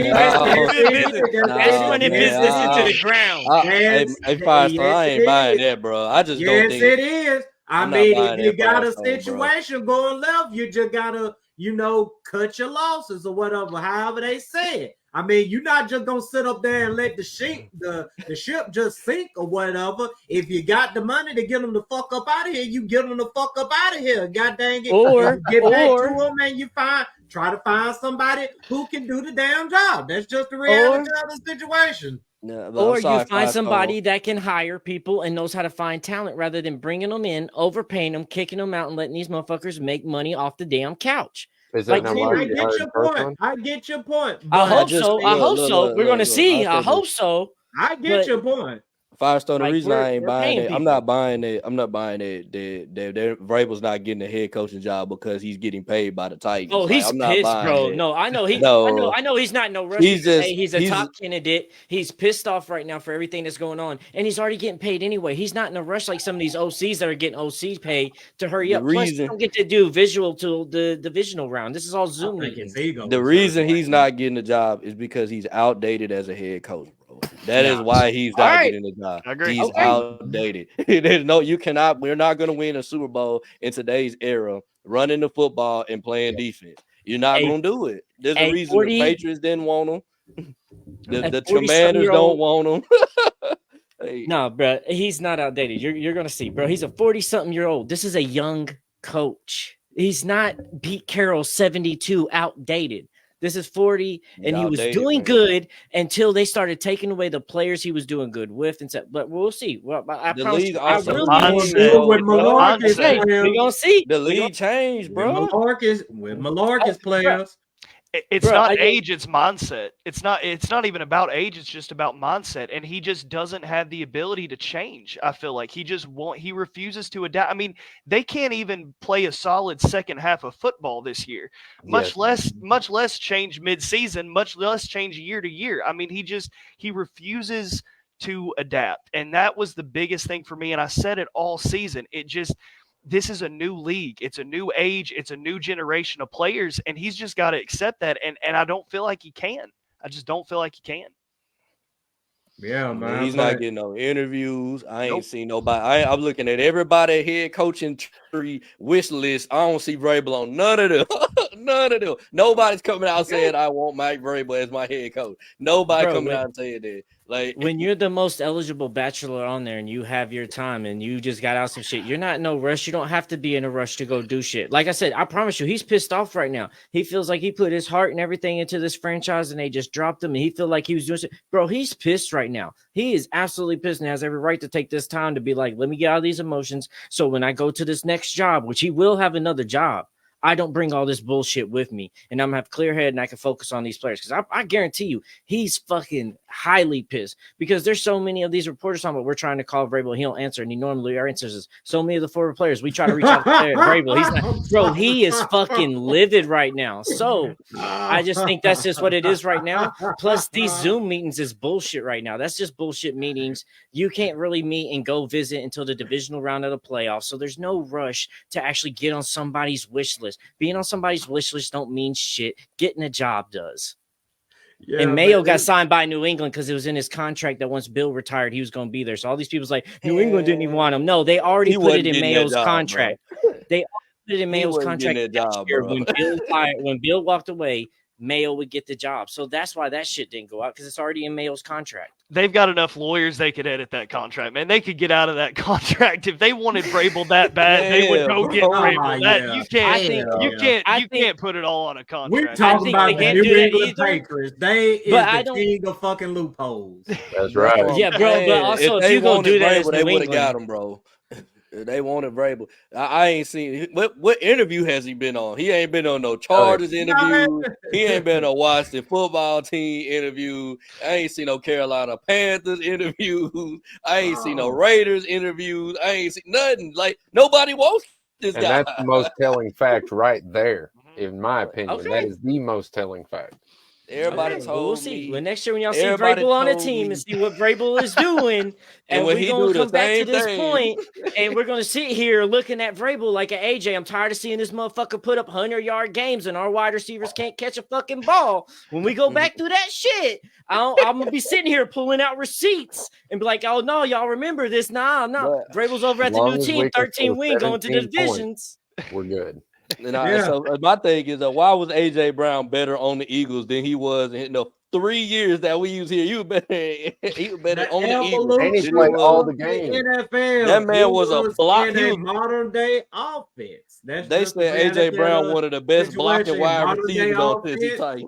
And his quarterback got him the ball because they dialed up plays to get AJ Brown the ball. Now this season, I don't know what the hell going on up there in Philly shit. I'm gonna go ahead and call it. We'll get to it a little bit later, but I'm gonna hold out on that. We're gonna talk about coaching. We said we're gonna talk about the coaching search probably about 30-40 minutes ago, but man, y'all know how we do on here, man. We got to give you the all, man. We got to keep it funky on here, but yeah, man.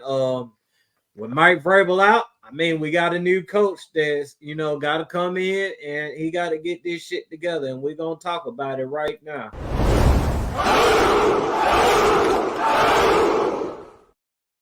Oh, yeah, shout out to Firestone. He got it fixed real quick. What's up? God damn it, hats off. Matter of fact, God damn it, hats off to you.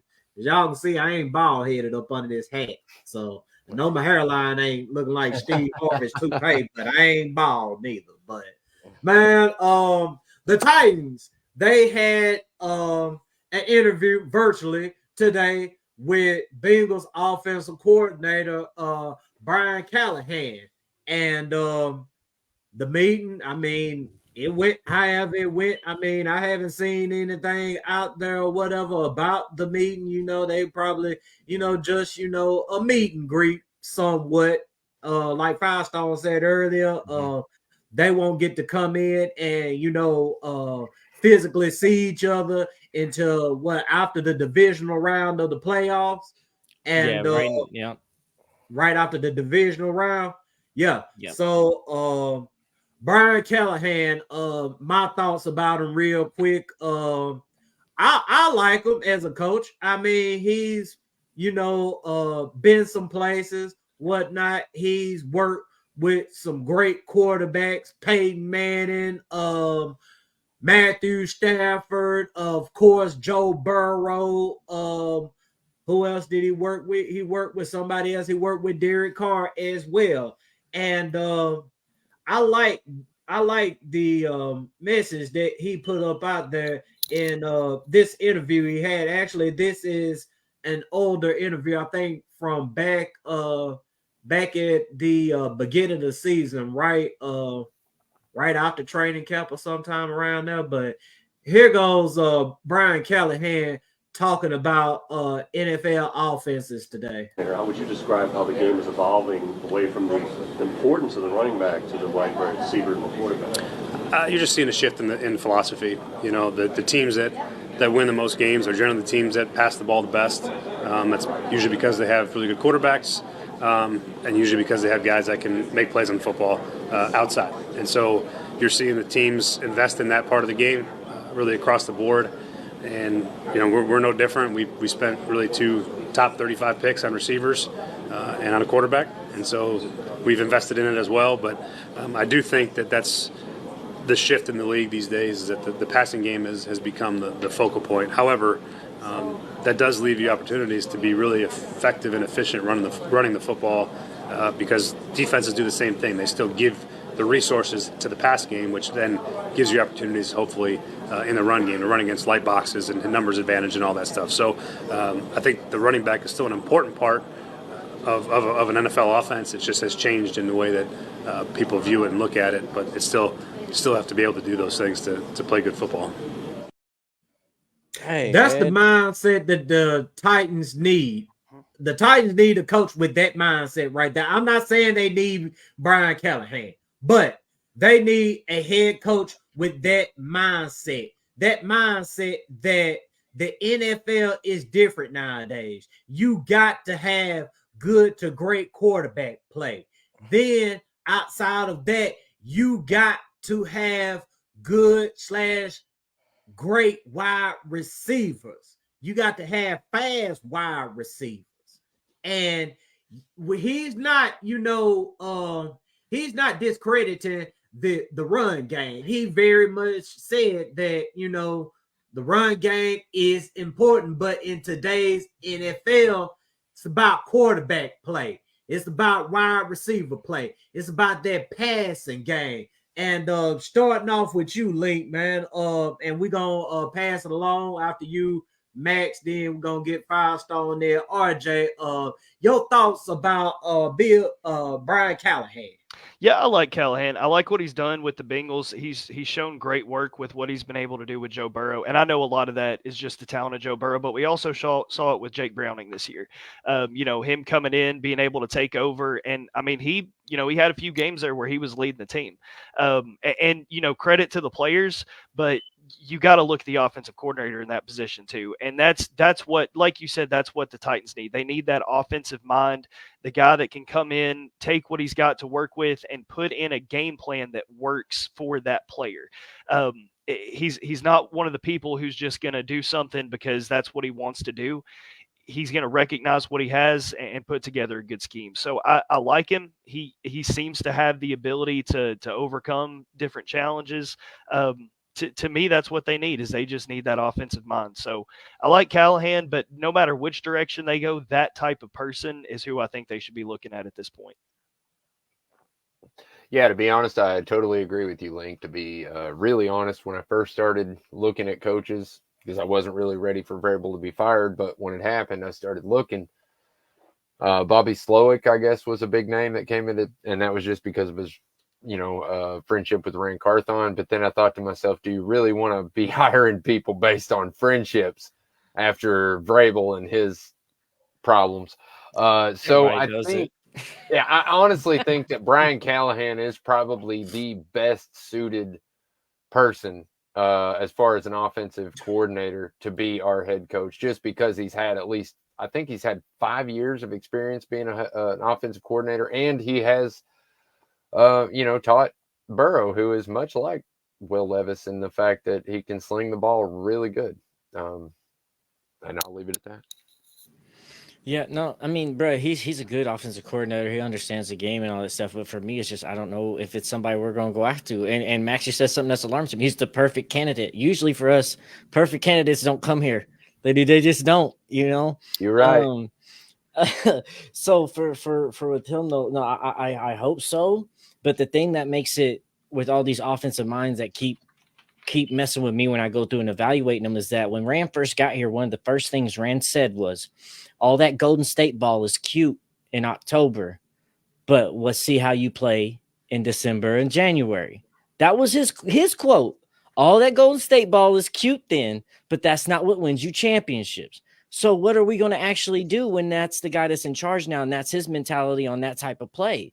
So Brian's a good coach and I would love to have him here, but is that what we're actually going to go for? And is that what Rand actually wants as in his next coach? Because we don't know, and they don't want to share the vision with us either. And that's up to them to do either. But I can like all these coaches all I want, but I don't know who they're actually going to go get. No, I'll say this though, man. I really like that quote that he started that interview off with. He said teams that usually are in the playoffs right now, usually the teams that pass the ball the best. And if you look at the playoffs, all teams that can pass the ball. You get what I'm saying? And I just look at it like this, man. I'll be cool with that hire. He's definitely one of my top three guys. My top three guys right now, obviously. Now, number one is Bobby Slowick. He's been my guy since I've been on the fire Vrabel train. Bobby Slowick. Two is Ben Johnson from Detroit. I really like him. I like the physicality he played. And I just feel like what Firestone was just saying, like, what are you going to be playing like in December and January? Ben Johnson can play. He can go physical and run the football down anybody. On anybody. Like, you watch Detroit, they run the ball on anybody. And they can pass the ball when they need to too. And this is with Jared Goff at quarterback. And three would be Brian Callahan, because I mean he has T. Higgins loves Brian Callahan. If you didn't know that, if you go look at some T. Higgins interviews, you can see what he says about Brian Callahan. Two, he's bringing the Bengals, man. The Bengals have been slinging the ball over the place, even with Jake Browning or Joe Burrow, man. And you can see that it works, man. You know what I'm saying? Even they don't even use. I mean, they use Jamar Chase, but like even when Jamar Chase is hurt, their passing game doesn't go down at all. And that's even with Jake Browning out there. So. I just look at it like this, man. I'm cool with all three candidates. Give me an offensive guy, man, and we can bring some of our physicality that we already have here in the coaching set. Let's get to the Super Bowl, man. Bro, yeah, to me, and they just brought in. They also did the interview for the Giants OC, Mike Kafka. Mike Kafka. Thank you. All right, yeah, bro. To me, honestly, bro, all these other candidates we want, but it's gonna be some Titan ass shit for them to go hire that Giants OC. That's the shit that would be the Titan shit. We get our hopes up about all these guys, then we're gonna get breaking news here in a couple of weeks, and we done signed the Giants OC. I mean, I wouldn't argue with that.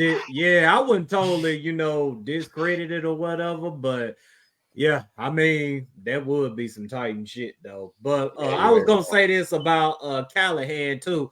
I see a lot of people that aren't in favor of Callahan. They mentioned that he doesn't call the plays, that whoever's up over there calling the plays or whatever. I think isn't the head coach calling the plays for them in Cincinnati. But yeah, anyway, I wouldn't focus too much on the man not calling plays or whatnot. That's not the end all be all, because I mean, we look around the NFL today, and while some head coaches are calling plays and doing a damn good job of it, we see some head coaches who got done call plays in the past to a T. But as soon as you give them a head coaching title, they don't know what the hell they doing out there because they got so many responsibilities. See, everybody can't, go out there and be the great play caller they was when they became the head coach because of so many responsibilities. We seen it with Andy Reid throughout the years. Andy Reid was known for, calling his offense or whatever. And once it got to a point, and that's all about that, ability to adjust or whatever, that ability to adapt. Once he realized and understood that he needs to be focusing on every aspect of the game as a head coach, he gave up his play calling duties. Jerry Jones, for a very long time or whatever, he don't like his coaches calling plays. He done it with Jason Garrett, but usually he doesn't like his head coaches to call the plays. Now he's doing it this year, and you see how this shit is going. Even though Dallas has a good ass record, you see Mike McCarthy, he's still on that bullshit. You let him call some goddamn plays and get in a tight ass game, he's gonna do everything in his power to give the opposing team a chance to win. So that's why I say don't get so caught up in a guy not calling plays. I would prefer my head coach not to call plays. Yes, sir. I just want my head coach to tell him what kind of play to run. Give me a pass. Give me a run. Let the offensive coordinator figure out what the scheme needs to be. You right on there, Morocco. Yeah, facts. But we're gonna move on from the coaching search or whatnot because there's very little there. Antonio Pierce will be coming in for a visit virtually on Sunday, I believe. Well, before we get to our last topic, thoughts on Antonio Pierce? I don't want another defensive coordinator. Bill, to me, he's just another Vrabel. He's he's a former player, first time, first coach. He has the same mentality, it's fucking Vrabel all over again. If you fire Vrabel and hire him, incompetence is going to be a word we're going to be using this year for Amy Adams-Strunk. Like, you can't go do that. I agree. I would most definitely agree with that. He's a good coach, but you just can't do that. Right. You can't put these statements up out here about, you want to win championships and you ain't just, good with just winning more games than losing or whatnot. Then go ahead and hire Antonio Pierce. And we're not saying this to discredit Antonio Pierce because what Antonio Pierce has done with the Raiders this season right here in the interim role, it is nothing short of magnificent. And I think for the Raiders, they should keep that type of coach around because I look at it like this right here with coaches or whatnot. And I'll tell you where I'm at with Vrabel in all this. I think there's a few types of coaches or whatnot. There are, coaches that, can come in, take something from the ground up, build it up to, something great. There are coaches out there like that. Then there are coaches that, you bring them in after you get a coach that, has brought the team up to, contend or whatnot. There's a coach that can come in and, take things up another notch. That's where, I'm at with Mike Vrabel. That's how I feel about Mike Vrabel. You put Mike Vrabel in the right situation right there, he's going to get what you want out of the team. That's why I think the Chargers would be a perfect situation for him because they need a coach that actually knows what the fuck he's doing out there. They need a coach who can, go tell a guy like, who they got up over there. Max Crosby. I'm talking about the Chargers. But you saying Chargers? Oh, yeah, I'm talking about the Chargers. They can go to a guy like, Bosa, Herbert, Mac, Bosa. Yeah, all them cats and tell them, hey, look, This is what we need you to do. We need you to go out there, boom, boom, boom, and they go out there and do that shit to a T. I don't think Staley was doing that. I think Staley didn't know what the fuck he was doing up out there. But anybody blow that kind of lead in a playoff game, they obviously don't know what the fuck they doing. But I think Belichick should go to the Chargers, man. Belichick's a made man or whatever. I mean, there's nothing to explain about Belichick. He's one of the greatest, if not the greatest. But I was saying that to say, the Titans, they're at a point to where, they need a fresh mind at the head coach position. They need somebody who can come in here and teach and show guys the way. And, whether a coach can come in here, do that, and take them to the promised land or whatever, I don't know. But that's pretty much what I'm looking for out of the Titans' new head coach. I'm looking for them to, come in, teach, and show them the way in this new NFL. But our last topic of the night, we're going to get into these playoffs, man, because it's wild card weekend and shit is definitely wild.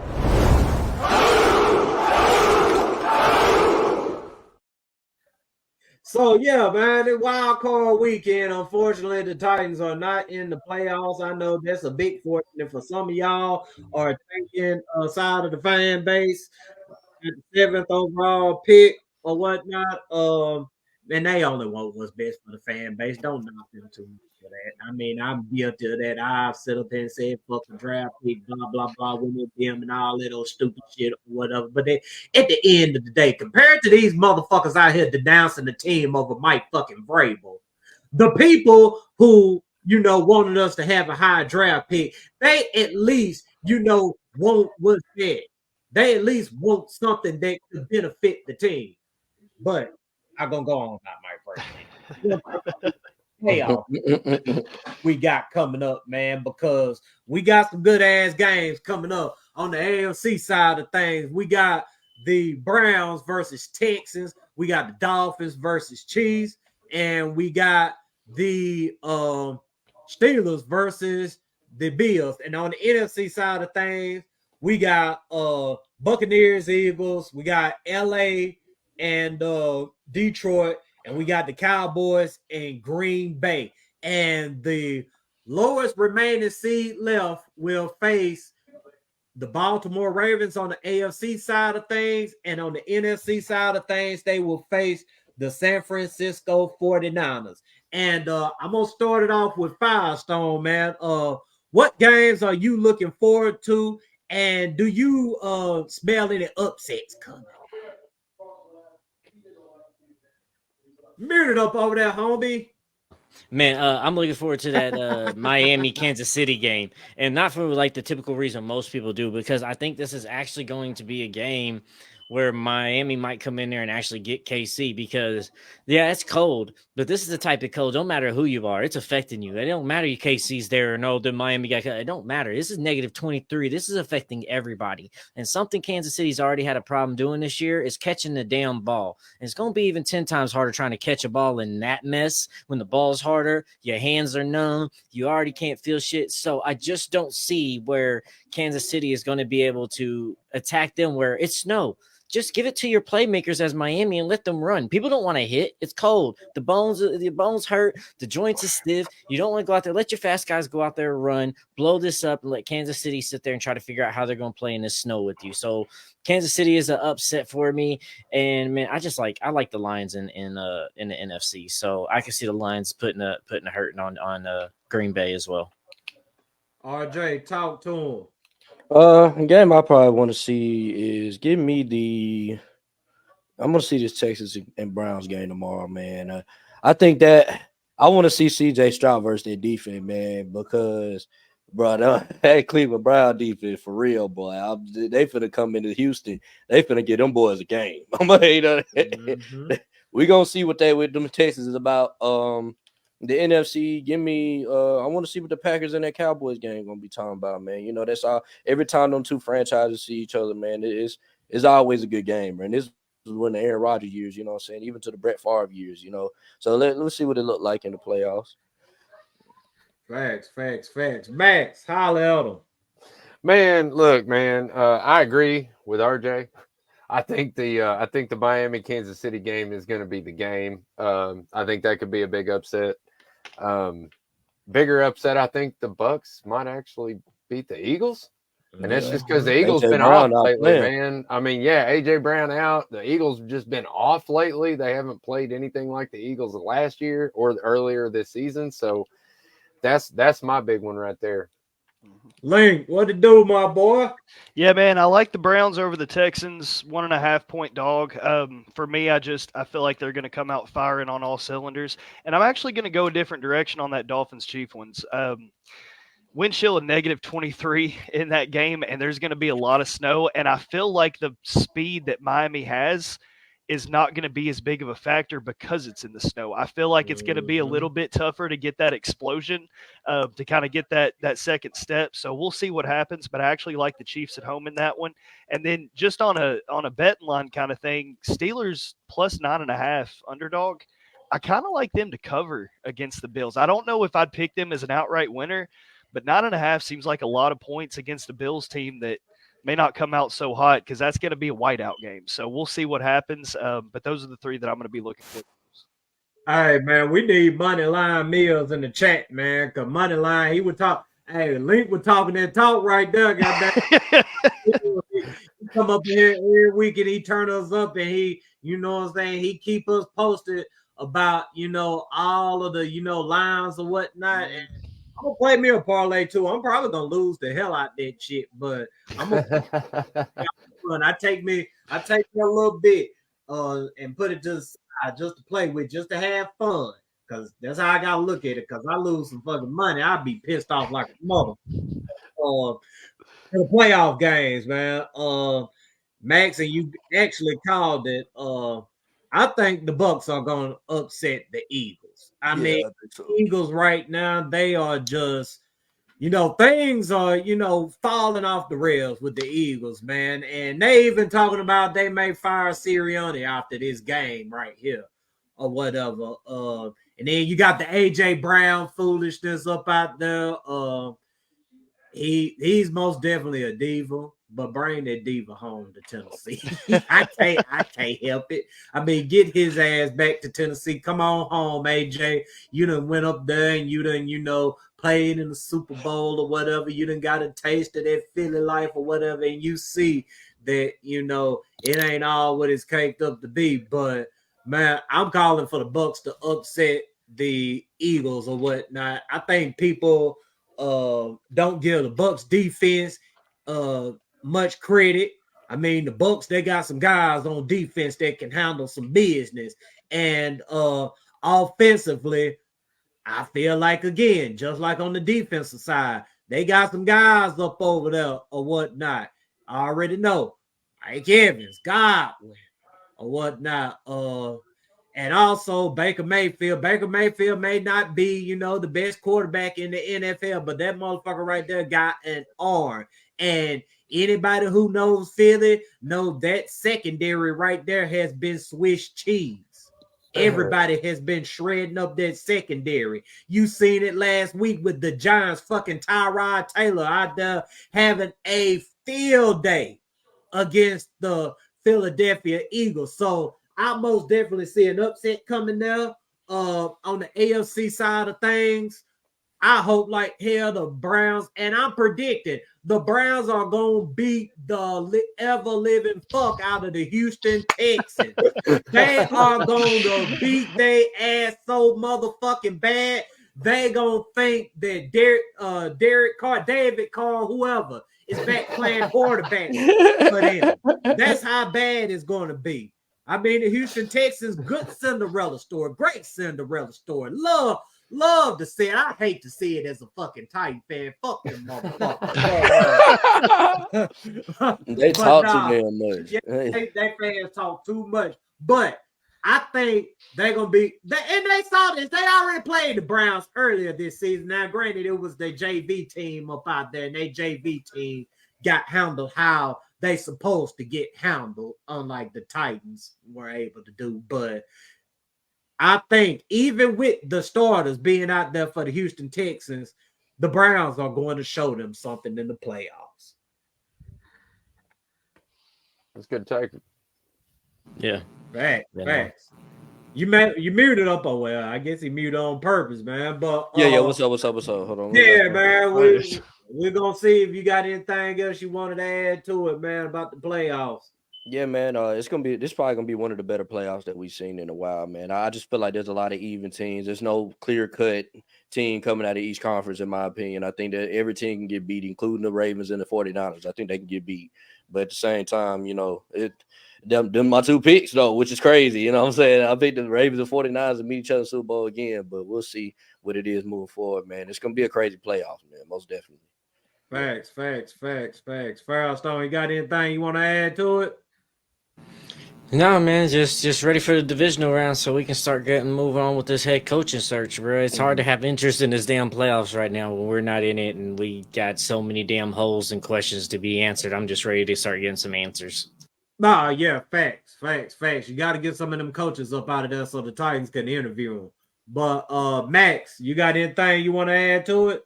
No, man, Firestone pretty much said it. I just want the Texans to lose so that we can interview Slowick and get that over with. And I mean, I just want the teams to lose that I'm looking at their quarterback or their offensive coordinators like Lions and other, Bengals, whatever. Facts. Link, how you feel about it, man?